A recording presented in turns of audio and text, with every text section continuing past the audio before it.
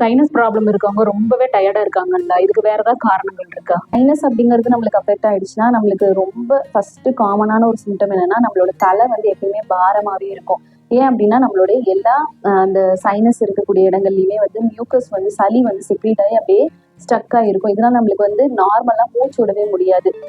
மூக்கு வந்து எப்பவுமே பிளாக் ஆகி இருக்கிறதுனால நம்ம பாதி பேர் வந்து வாய் வழியா தான் மூச்சு விட்டுட்டு இருக்கோம். ஸோ இதனாலேயே வந்து நம்மளுக்கு தேவையான அளவுக்கு ஆக்சிஜன் வந்து நம்மளோட பிரெயினுக்கு இல்லை நம்மளோட உடம்புக்கு வந்து கிடைக்காம போகும். ஸோ இதனாலதான் நம்ம வந்து ரொம்ப ஈஸியா அடிக்கடி டயர்ட் ஆகுறது, ரொம்ப வந்து எக்ஸாஸ்ட் ஆகி போறது, இல்லைன்னா பிரெயின் ஃபாக் அப்படின்னு சொல்லுவாங்க. ஸோ இந்த மாதிரியான கண்டிஷன்ஸ்குள்ள எல்லாம் நம்ம வந்து தள்ளப்படுறோம். ஸோ இதுக்கு ரொம்ப சிம்பிளான டெக்னிக் என்ன அப்படின்னா, டெய்லியும் நைட்டு ஆவி பிடிக்க ஆரம்பிக்கணும்.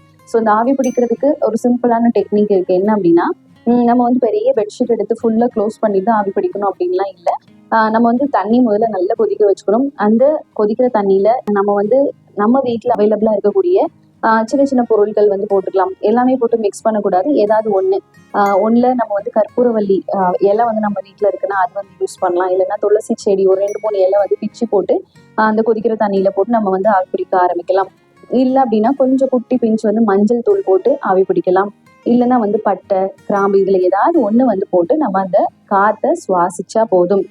ஸோ சுவாசிக்கிறதுக்கும் நம்ம ஸ்லோவா ப்ரீத் பண்ணி மூக்கு வழியா ஒரு 1 2 3 அப்படின்னு சொல்லிட்டு ஸ்டெப் அப்படி சொல்லிட்டு 3 டைம் சுவாசிச்சுட்டு வாய் வழியா அப்படின்னு சொல்லிட்டு வெளியே விடணும். ஸோ இந்த சிம்பிளான டெக்னிக்கை நம்ம ஃபாலோ பண்ண ஆரம்பிக்கும் போது இந்த மியூக்கஸ் எல்லாத்துலேயுமே வந்து அந்த ஆவி போய் பட்டு அந்த சளியை வந்து கரைச்சி வெளியே தள்ளுறதுக்கு ஹெல்ப் பண்ணி கொடுக்கும். ஸோ இந்த மெத்தட் வந்து ஃபாலோ பண்ண ஆரம்பிக்கும் போது நம்மளுக்கு சின்ன சின்ன டிஸ்டர்பன்சஸ் வந்து குறைய ஆரம்பிக்கும். அதே மாதிரி நம்ம நாள் ஃபுல்லா டயர்டா இருக்கிற ஃபீல் இல்லாம ஆக்டிவாவும் ஃப்ரெஷ்ஷாவும் இருக்கும். பகிர்வோம் தோழியே யூடியூப் சேனலை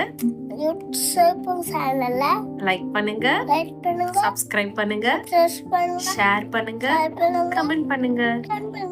தேங்க்யூ.